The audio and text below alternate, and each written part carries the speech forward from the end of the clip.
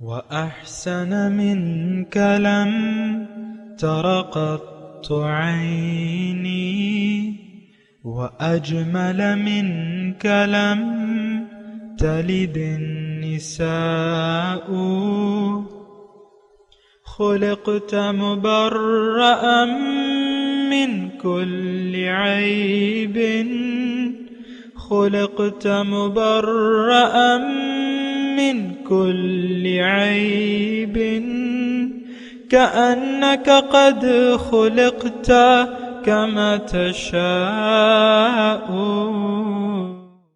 كتاب أنزلناه إليك مبارك ليدبروا آياته وليتذكر أولو الألباب. یہ کتاب برکت والی ہے جسے ہم نے آپ کی طرف نازل فرمایا ہے تاکہ دانش مند لوگ اس کی آیتوں میں غور و فکر کریں اور نصیحت حاصل کریں. اللہم صلی علی سیدنا محمد وعلی آل سیدنا محمد بعدد کل ذرۃ مئۃ الف الف مرۃ. سامعین و ناظرین کرام، السلام علیکم ورحمۃ اللہ وبرکاتہ. سامعین کرام، سورہ شورا آیت نمبر 7 سے 8، حصہ سوم 2384 آج کے درس کا نمبر. آج کا موضوع، کیا ہم یوم آخرت پر بالکل یقین نہیں رکھتے؟ اس کے ساتھ آج کے سبق کا آغاز کرتے ہیں. سب سے پہلے گزشتہ سبق کا اعادہ ہوگا. اعوذ باللہ من الشیطان الرجیم. پناہ مانگتا ہوں میں اللہ کی شیطان مردود سے. بسم اللہ الرحمن الرحیم. شروع اللہ کے نام سے جو بڑا مہربان نہایت رحم والا ہے. وَكَذَلِكَ أَوْحَيْنَا إِلَيْكَ قُرْآنًا عَرَبِيًّا لِتُنذِرَ أُمَّ الْقُرَى وَمَنْ حَوْلَهَا وَتُنذِرَ يَوْمَ الْجَمْعِ لَا رَيْبَ فِيهِ فَرِيقٌ فِي الْجَنَّةِ وَفَرِيقٌ فِي السَّعِيرِ. اور اسی طرح تمہارے پاس قرآن عربی بھیجا ہے تاکہ تم بڑے گاؤں یعنی مکے کے رہنے والوں کو اور جو لوگ اس کے ارد گرد رہتے ہیں ان کو رستہ دکھاؤ، اور انہیں قیامت کے دن کا بھی جس میں کچھ شک نہیں خوف دلاؤ. اس روز ایک فریق بہشت میں ہوگا اور ایک فریق دوزخ میں. وَلَوْ شَاءَ اللَّهُ لَجَعَلَهُمْ أُمَّةً واحدة ولكن يدخل من يشاء في رحمته والظالمون ما لهم من ولي ولا نصير. اور اگر خدا چاہتا تو ان کو ایک ہی جماعت کر دیتا، لیکن وہ جس کو چاہتا ہے اپنی رحمت میں داخل کر لیتا ہے، اور ظالموں کا نہ کوئی یار ہے اور نہ مددگار. سامعین کرام، سورہ شورا آیت نمبر 7. وَكَذَلِكَ أَوْحَيْنَا إِلَيْكَ قُرْآنًا عَرَبِيًّا لِتُنذِرَ أُمَّ الْقُرَى وَمَنْ حَوْلَهَا. اسی طرح ہم نے آپ پر عربی زبان میں قرآن نازل کیا تاکہ آپ ڈرائیں، لتنذر خبردار کریں، ام القریٰ مکے والوں کو، ومن حولہا اور اس کے آس پاس والوں کو، وتنذر یوم الجمع لا ریب فیہ اور اس قیامت کے دن سے بھی ڈرائیں جس میں کوئی شبہ نہیں ہے. فریق فی الجنت و فریق فی السعیر. اس روز ایک جماعت جنت میں اور ایک جہنم میں ہوگی. وَلَوْ شَاءَ اللَّهُ لَجَعَلَهُمْ أُمَّةً وَاحِدَةً. اور اگر اللہ تعالیٰ چاہتا تو ان سب کو ایک ہی جماعت کر دیتا. وَلَكِنْ يُدْخِلُ مَن يَشَاءُ فِي رَحْمَتِهِ. لیکن اللہ تعالیٰ جسے چاہتا ہے اپنی رحمت میں داخل کرتا ہے. وَالظَّالِمُونَ مَا لَهُم مِّن وَلِيٍّ وَلَا نَصِيرٍ. اور ظالموں کا نہ کوئی دوست ہے نہ کوئی مددگار. سامعین اکرام، سورہ شورا ہے اور ہم اللہ کی عطا سے اس کے مضامین کو سمجھنے کی کوشش کر رہے ہیں. گزشتہ سبق میں ہم آیت نمبر 7 کے بارے میں غور کر رہے تھے۔ ایک تو اس میں آیت نمبر 7 میں وحی کا تذکرہ ہے۔ وحی کیوں نازل ہوتی ہے، اس کی ضرورت کیا ہے، کس کے لیے ہے اور اس کی ضرورت کیا ہے؟ تو ظاہر ہے یعنی وحی تو انسان کے لیے ہے، ورنہ ہر چیز کو اللہ تعالیٰ نے وحی کر دی ہے۔ وحی کا مطلب اس کی ہدایت۔ قرآن میں ہے کہ کل قد علم صلاتہ و تسبیحہ، ہر تخلیق اپنا مقصد وجود اور اس کے کرنے کا کام جانتی ہے۔ مثال کے طور پہ وحی کی جہاں تک بات ہے تو قرآن میں ہے وَأَوْحَى رَبُّكَ إِلَى النَّحْلِ، اور اللہ نے وحی کی شہد کی مکھی کو۔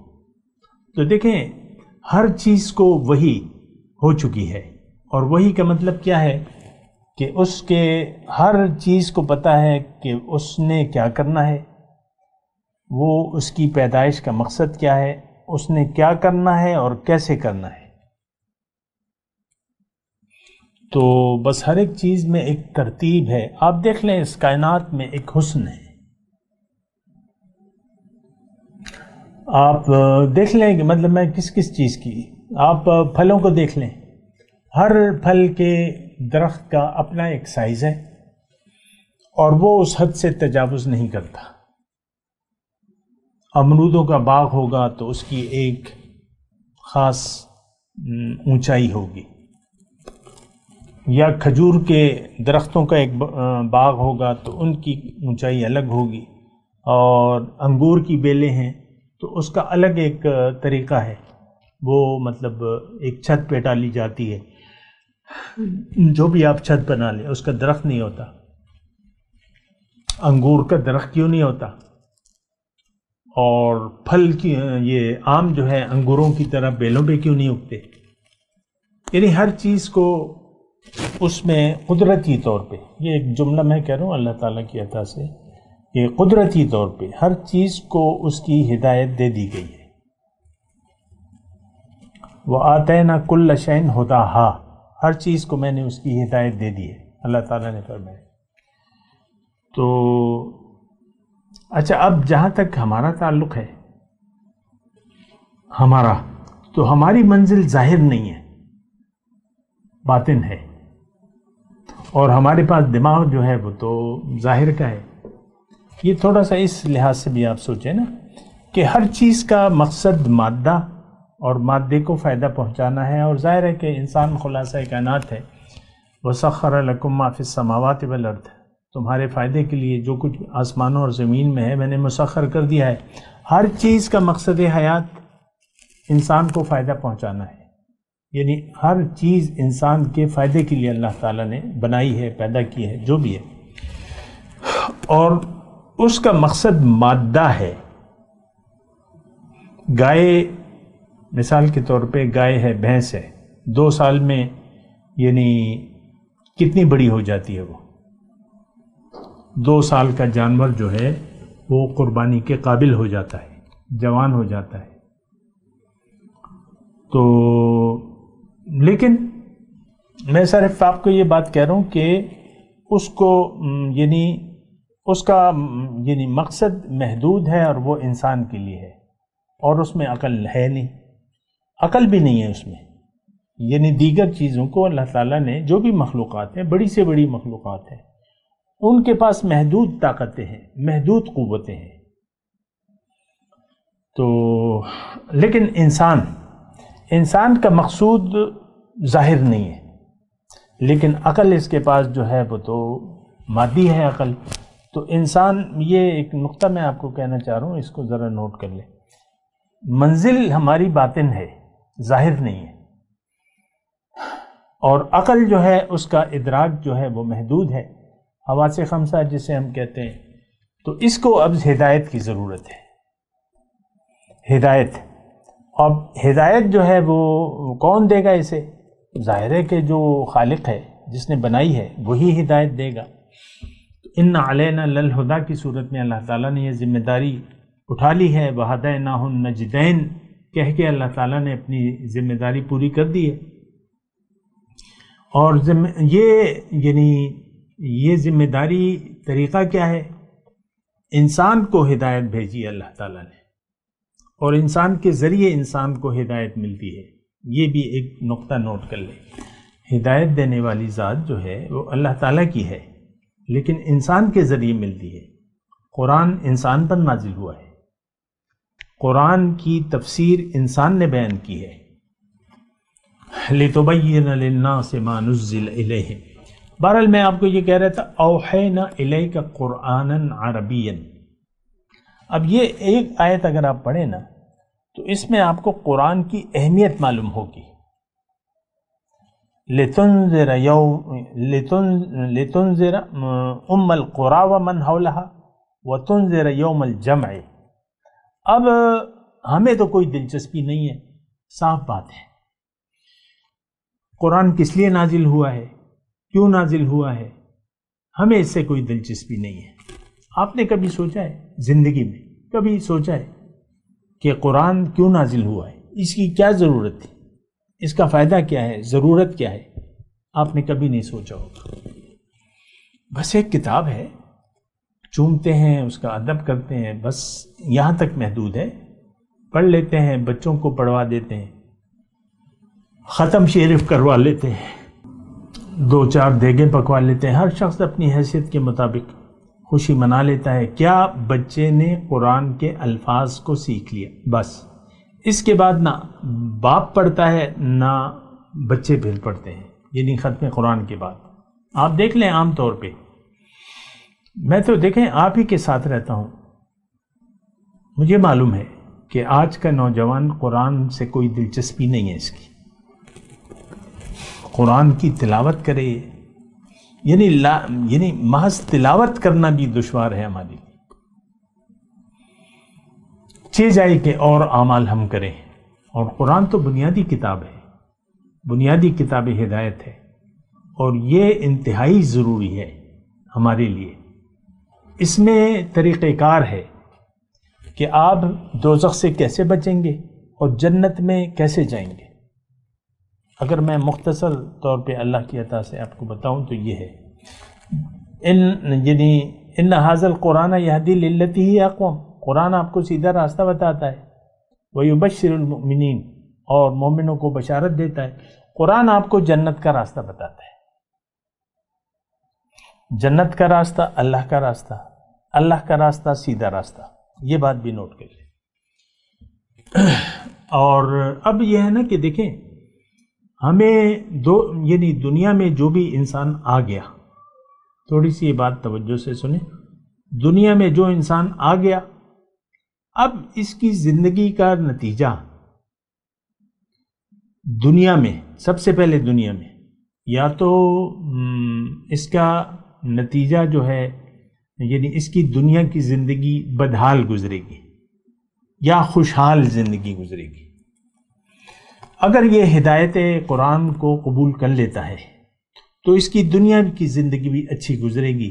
یہ اللہ تعالیٰ کا وعدہ ہے. ایک نیچرلی بات ہے کہ آپ جب اللہ کے حکم کے سامنے سر جھکا دیں تو اللہ تعالیٰ آپ سے راضی ہوگا. اور قرآن میں لکھا ہوا ہے لَإِن شَكَرْتُمْ لَأَزِيدَنَّكُمْ. اگر تم میرا شکریہ ادا کرو گے تو میں تمہیں مزید دوں گا، مزید راحت اور مزید سکون. ڈالر نہیں، سونا چاندی نہیں، وہ تو بسا اوقات عذاب ہوتا ہے. ہماری ذہنیت تو دنیا تک محدود ہے. یہ آیت عام طور پہ آپ دیکھ لیں تو ہم لوگ دنیا تک محدود کر لیتے ہیں. سب سے بڑی نعمت دنیا میں اللہ تعالیٰ کی سب سے بڑی نعمت قرآن ہے اور صاحب قرآن ہے. لَقَدْ مَنَّ اللَّهُ عَلَى الْمُؤْمِنِينَ إِذْ بَعَثَ فِيهِمْ رَسُولًا. کسی اور چیز کا اللہ تعالیٰ نے احسان نہیں جتایا ہم پر، یعنی ایسا احسان نہیں جتایا ان الفاظ میں. باقی تو اللہ تعالیٰ نے اپنی نعمتیں بیان کی ہیں، اس سے کوئی شک نہیں ہے. یقیناً اللہ تعالیٰ نے احسان کیا ہے مومنوں پر کہ اس میں انہی میں سے ان کے لیے رسول بھجوایا، یتلو علیہم آیاتی الی آخری مضمون ہے، یہ اللہ کا احسان ہے۔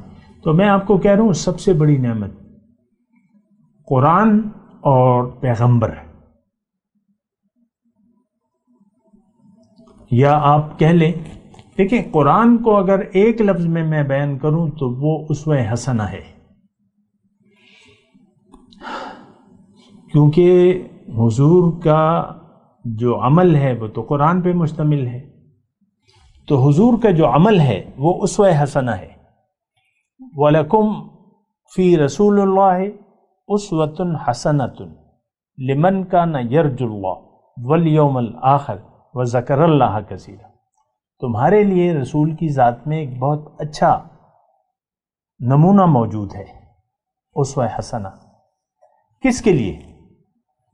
جو اللہ کا امیدوار ہو، یعنی اللہ سے ملاقات کا اور یوم آخرت میں کامیابی کا، اس کے لیے۔ وہ میں بات کر رہا تھا آپ سے شکریہ کی، جب یہ اکثر بہت سی آیات ایسی ہیں کہ ہم اس کو صرف مادیت تک ہم نے محدود کر لیا ہے۔ ابھی میں اس کی تفصیل نہیں بیان کر رہا، لیکن ایک بات میں یہ کہہ رہا ہوں، لَإِن شَكَرْتُمْ لَأَزِيدَنَّكُمْ، اگر تم میری نعمتوں کا شکریہ ادا کرو گے تو میں تمہیں اور دوں گا، مزید دوں گا۔ تو مزید کیا ہے؟ ہدایت۔ سب سے بڑی نعمت کیا ہے؟ دیکھیں دنیا تو اللہ تعالیٰ نے تقسیم کر دی ہے، یہ بات نوٹ کر لیں، دنیا کی تقسیم ہو چکی ہے۔ جفت القلم بما انت لاق، جو قلم خشک ہو چکے ہیں، جو تمہیں پہنچنا ہے، جتنا پہنچنا ہے۔ ابھی ان اللہ یبسط الرزق لمن یشاء ویقدر له، تو رزق، دیکھیں رزق کی تقسیم کوئی مسئلہ ہے نہیں، اصل میں تقسیم پر راضی ہونا بڑا مسئلہ ہے۔ ہمارا مسئلہ یہ ہے کہ ہم اللہ کی تقسیم پر راضی نہیں ہیں اور پھر پریشان ہو جاتے ہیں، پھر پریشانی میں زندگی گزارتے ہیں۔ جس کے پاس نپا تلوا رزق دیا ہے اللہ تعالیٰ نے، تو وہ ہمیشہ کہتا ہے کہ میرے پاس بہت ہو، بہت ہو، اور ہو، اور ہو۔ جنہیں بہت دیا ہے وہ مزید کی تلاش میں رہتے ہیں اور کوشش کرتے رہتے ہیں۔ تو دنیا دیکھیں قابل التفات چیز ہے نہیں، اصل جو نعمت ہے اللہ کی اس دنیا میں وہ قرآن اور صاحب قرآن، پھر ان کا اسوہ حسنہ۔ قل ان کنتم تحبون اللہ فاتبعونی، دیکھیں قرآن بڑا واضح ہے، آپ کہہ دیجئے اسے کہ اگر تم اللہ سے محبت کے دعوے دار ہو، کرتے ہو اللہ سے محبت، تو میری اتباع کرو، یحببکم اللہ، اللہ تمہیں اپنا محبوب بنا لے گا۔ تو ہم تو رسول کے اتباع کے لیے تیار نہیں ہیں، نہ اس کی ہماری نظر میں کوئی اہمیت ہے، آپ نوٹ کر لینا۔ بہرحال میں اپنے مضمون کی طرف آتا ہوں۔ تو میں آپ کو یہ کہہ رہا تھا کہ اگر آپ نے قرآن کو قبول کر لیا تو آپ کی سب سے پہلے دنیا اچھی ہوگی، یہ اللہ کا وعدہ ہے اور یہ نیچرلی چیز ہے۔ للذین احسنوا فی ہذہ الدنیا حسنہ، جو نیکوکار ہیں ان کے لیے اس دنیا میں بھی بھلائی ہے۔ وَلَأَجْرُ الْآخِرَةِ خَيْرٌ، اور آخرت کا اجر تو بہت ہی بہتر ہے۔ لَنُبَوِّئَنَّهُمْ فِي هَذِهِ الدُّنْيَا حَسَنَةً، نیک لوگوں کے بارے میں ہے جنہوں نے ہدایت کو قبول کر لیا، اللہ تعالیٰ فرماتے کہ میں ان کو دنیا میں ایک اچھا ٹھکانہ دوں گا، اچھا ٹھکانہ دوں گا۔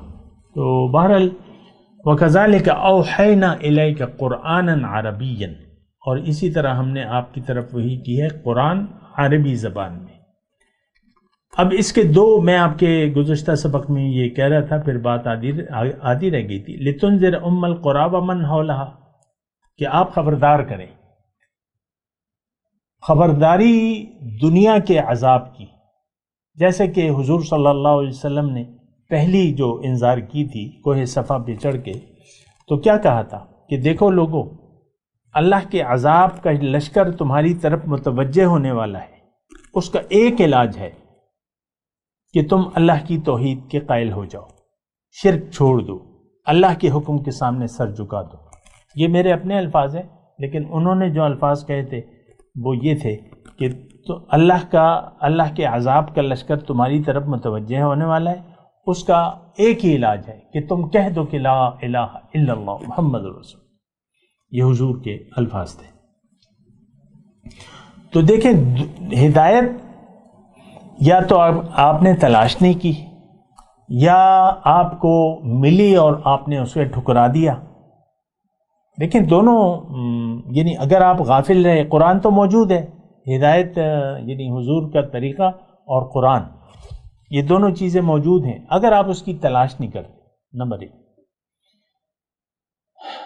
اور اگر کوئی آپ کو پہنچا دیتا ہے اور پھر بھی آپ اس سے منہ موڑ لیتے ہیں تو آپ کو دنیا میں شرمندگی اور رسوائی اٹھانی پڑے گی۔ اس کی الگ تفصیلات ہیں، میں ابھی نہیں جانتا، لیکن ایک بات واضح ہے کہ آپ کی زندگی بے چین گزرے گی، آپ خوش نہیں ہو سکیں گے، مطمئن نہیں ہوں گے، سکون نہیں ہوگا۔ سکون اللہ نے اپنی یاد میں رکھ دیا ہے، بالکل نیچرلی بات ہے۔ مچھلی ہے، اس کو پانی اس کی زندگی ہے، اور باہر نکالو تو مر جائے گی۔ مچھلی پانی سے باہر نکالو تو وہ مر جائے گی۔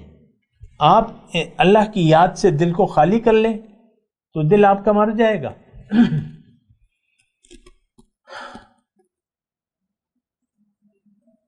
ان کے پاس دل ہے لیکن یہ سوچتے نہیں ہیں، ان کے دلوں پر زنگ ہے، ان کے دلوں پر تالے لگے ہوئے،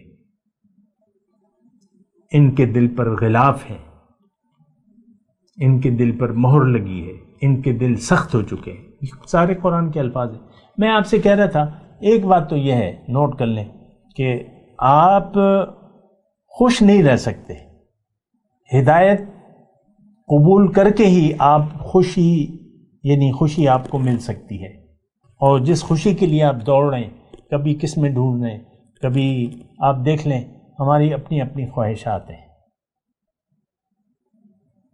میں اس کی تفصیل میں نہیں جاتا، اور ہم خوشی دنیا میں ڈھونڈ رہے ہیں، لیکن خوشی جو ہے اللہ تعالیٰ کی یاد میں ہے۔ الا بذکر اللہ تطمئن القلوب، سن لو لوگو، خبردار، صرف اللہ کی یاد میں دلوں کو چین ملے گا، اس کے علاوہ سکون نہیں ہے۔ یہ بات بالکل نوٹ کر لیں۔ ہمارا تو دیکھیں یقین نہیں آتا، ہمارا نہ تو قرآن پر یقین ہے، نہ رسول کی باتوں پر یقین ہے، ہمارا مسئلہ تو بہت ہی زیادہ خراب ہے۔ اب یہ تو قرآن کی آیت ہے، الا بذکر اللہ تطمئن القلوب، لیکن ہم خوشی دیکھ رہے ہیں، سکون دیکھ رہے ہیں دنیا میں، دنیا کی چیزوں میں۔ آپ دیکھ لیں ہماری کیا وہ ہے، پٹھانوں میں نسوار ہے، تو نسوار کیا ہے مجھے تو نہیں معلوم، سگریٹ ہے، اس میں کیا ہے؟ وہ پہلے، ابھی تو اشتہار بند ہو گئے ہیں سگریٹ کے، پہلے ہم جب مطلب 15-20 سال پہلے جب اشتہار چلتے تھے تو مجھے یاد ہے سیٹسفیکشن کا لفظ آتا تھا اشتہار میں، کوئی بھی برانڈ ہو تو اس کا ایک لفظ ہوتا تھا سیٹسفیکشن، تو سیٹسفیکشن تو سگریٹ میں تو نہیں ہے۔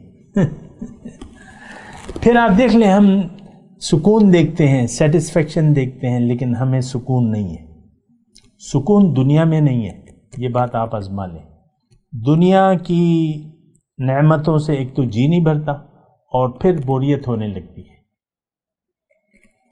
اور پھر اس کے بڑے اپنے اپنے مطلب وہ خراب نتائج ہیں جو بھی ہے۔ لیکن ہم سکون دیکھ رہے ہیں دنیا میں، خوشی دیکھ رہے ہیں دنیا میں، پیسہ ہوگا تو ہم خوشی خرید سکتے ہیں، یہ ہمارا خیال ہے، خوشی خرید سکتے ہیں، اچھا گھر بنا لیں گے، اچھی گاڑی لے لیں گے، اور یہ کر لیں گے وہ کر لیں گے، میں اس کی تفصیل میں نہیں جاتا، لیکن خوشی نہیں ہے مادے میں۔ یہ بات نوٹ کر لیں، مادے میں خوشی نہیں ہے، سکون، اطمینان اور خوشی اللہ کی یاد میں ہے۔ الذین آمنوا وتطمئن قلوبہم بذکر اللہ، الا بذکر اللہ تطمئن القلوب، جو صاحب یقین لوگ ہیں اور ان کے دل مطمئن ہیں اللہ کی یاد سے، اور خبردار اللہ کی یاد سے ہی دلوں کو چین پڑتا ہے۔ تو میں آپ کو یہ کہہ رہا تھا، وَتُنذِرَ يَوْمَ الْجَمْعِ، آپ ڈرائیں، دوسری جو ڈرانا ہے، جو دوسری خبرداری ہے وہ یوم الجمع کی ہے، قیامت کے دن کی، اور اس میں کوئی شک نہیں ہے۔ میں نے آپ کو عرض کیا، ایک تو یہ کہ ہمیں یقین ہے، ہمیں دیکھیں شک مطلب تذبذب، کہ آپ ایک بات میں 50% شک میں ہوں۔ جب شک ہوتا ہے تو آپ چیز کو چھوڑ دیتے ہیں۔ مثال کے طور پہ عرض کرتا ہوں، یہ مشروم ہے تو بعض مشروم جو ہیں وہ زہریلی ہوتی ہیں جیسا کہ کہا جاتا ہے۔ تو آپ جب بھی آپ مشروم کو دیکھتے ہیں اور آپ کو پہچان نہیں ہے تو آپ اگر شک میں ہیں اور آپ کو یقین نہیں ہے تو، اور آپ نے یہ سنا ہوا ہے کہ بعض مشروم کھمبیاں جسے کہتے ہیں تو وہ زہریلی ہوتی ہیں، تو آپ اس کو نہیں استعمال کریں گے۔ شک ہو سکتا ہے زہریلی ہو سکتا ہے نہ ہو، تو آپ اس کو استعمال نہیں کریں۔ یہاں لا ریب فیہ، اللہ فرما رہا ہے کہ شک نہیں ہے، اس میں تو شک نہیں ہے، ہمیں یقین ہے کہ یوم جزا نہیں ہوگی، ہمیں یقین ہے کہ نہ جنت ہے، نہ دوزخ ہے، نہ دوبارہ اٹھنا ہے۔ یہ دیکھیں میں دہرا رہا ہوں اپنی باتوں کو تقریباً، اور یہی ہمارا مسئلہ ہے کہ ہمارا یقین نہیں ہے، یوم آخرت پر ہمارا یقین نہیں ہے۔ اور یوم آخرت پر دیکھیں، ایک بات میں جملہ آپ کو کہہ رہا ہوں، ہمارے شیخ عبدالرحیم اللہ تعالیٰ ان پہ کروڑوں رحمت نازل فرمائے، تو وہ ہمیں کہتے تھے، ہم درس میں بیٹھے ہوتے تھے تو وہ ہمیں کہتے تھے کہ تم لوگوں کو قیامت پر یقین نہیں ہے، روز جزا پر، اور پھر ہمیں کہتے تھے ان حاضرین کو یقین نہیں ہے، یعنی ہمیں مخاطب کر کے کہتے، اور یہ بھی فرمایا کرتے تھے کہ جس دن تمہارا یقین آ گیا یوم آخرت پر، اس وقت یعنی اسی لمحے تمہاری زندگی چینج ہو جائے گی، یعنی تم بدل جاؤ گے، تم اپنا راستہ چینج کر لو گے، تم اپنی نیت بدل لو گے۔ ہماری نیت دیکھیں، ہماری نیت میں تو ہماری نیت خراب ہو گئی ہے دنیا میں آ کے، آپ کو پتہ ہے نیت ہو گئی ہے ہماری دنیا کی، اور دنیا ہی کے لیے ہم جی رہے ہیں، مر رہے ہیں اور مر کھپ رہے ہیں دنیا کے لیے۔ کیوں؟ کہ آخرت پر ہمارا یقین نہیں ہے۔ یہاں اللہ تعالیٰ فرما رہا ہے کہ بھئی اس میں کوئی شک نہیں ہے۔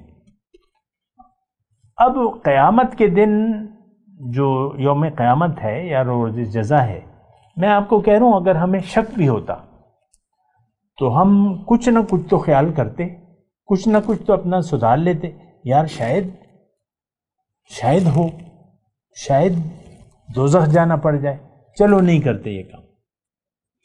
تو شک جو ہے آپ کو روک دیتا ہے۔ قیامت کے دن پر ہمیں شک نہیں ہے، ہم بے فکر ہو کر زندگی گزار رہے ہیں۔ دیکھیں گے، دیکھی جائے گی، جب پڑے گی تو دیکھیں گے۔ تو یہ عام طور پہ ہمارا ہے، ہمارا دیکھیں انکار ہے آخرت سے، یہ میں آپ کو بالکل صحیح طور پہ بتا رہا ہوں۔ اور 3 جو بنیادی عقائد ہیں ہمارے، یعنی جو دین کے بنیادی عقائد جو ہمارے ہونے چاہیے، اس میں سے ایک عقیدہ بھی نہیں ہے، نہ اللہ کی توحید پہ ہے، نہ رسول کی رسالت کے مدعا پر ہے، اور آخرت سے تو ہمارا کلی انکار ہے۔ اس بات پہ سوچیں آپ۔ میں تلاوت کرتا ہوں، میرے ساتھ دہرائیے۔ اعوذ باللہ من الشیطان الرجیم، بسم اللہ الرحمن الرحیم۔ وَكَذَلِكَ أَوْحَيْنَا إِلَيْكَ قُرْآنًا عَرَبِيًّا لِتُنذِرَ أُمَّ الْقُرَىٰ وَمَنْ حَوْلَهَا وَتُنذِرَ يَوْمَ الْجَمْعِ لَا رَيْبَ فِيهِ فَرِيقٌ فِي الْجَنَّةِ وَفَرِيقٌ فِي السَّعِيرِ۔ وَلَوْ شَاءَ اللَّهُ لَجَعَلَهُمْ أُمَّةً وَاحِدَةً وَلَكِنْ يُدْخِلُ مَنْ يَشَاءُ فِي رَحْمَتِهِ وَالظَّالِمُونَ مَا لَهُمْ مِنْ وَلِيٍّ وَلَا نَصِيرٍ۔ اب ان آیات کی تلاوت اور ترجمہ۔ اعوذ باللہ من الشیطان الرجیم۔ پناہ مانگتا ہوں میں اللہ کی شیطان مردود سے۔ بسم اللہ الرحمن الرحیم۔ شروع اللہ کے نام سے جو بڑا مہربان نہایت رحم والا ہے۔ وَكَذَلِكَ أَوْحَيْنَا إِلَيْكَ قُرْآنًا عَرَبِيًّا لِتُنذِرَ أُمَّ الْقُرَى وَمَنْ حَوْلَهَا وَتُنذِرَ يَوْمَ الْجَمْعِ لَا رَيْبَ فِيهِ فَرِيقٌ فِي الْجَنَّةِ وَفَرِيقٌ فِي السَّعِيرِ۔ اور اسی طرح تمہارے پاس قرآن عربی بھیجا ہے تاکہ تم بڑے گاؤں یعنی مکے کے رہنے والوں کو اور جو لوگ اس کے ارد گرد رہتے ہیں ان کو رستہ دکھاؤ، اور انہیں قیامت کے دن کا بھی جس میں کچھ شک نہیں خوف دلاؤ۔ اس روز ایک فریق بہشت میں ہوگا اور ایک فریق دوزخ میں۔ وَلَوْ شَاءَ اللَّهُ لَجَعَلَهُمْ أُمَّةً وَاحِدَةً وَلَكِنْ يُدْخِلُ مَنْ يَشَاءُ فِي رَحْمَتِهِ وَالظَّالِمُونَ مَا لَهُمْ مِنْ وَلِيٍّ وَلَا نَصِيرٍ۔ اور اگر خدا چاہتا تو ان کو ایک ہی جماعت کر دیتا، لیکن وہ جس کو چاہتا ہے اپنی رحمت میں داخل کر لیتا ہے، اور ظالموں کا نہ کوئی یار ہے اور نہ مددگار۔ اس کے ساتھ ہی آج کے درس کا وقت اختتام کو پہنچا۔ اگلے درس میں انشاءاللہ ملاقات ہوگی۔ وآخر دعوانا ان الحمد للہ رب العالمین۔ مولایا صلی وسلم دائما ابدا علی حبیبک خیر الخلق کلہم۔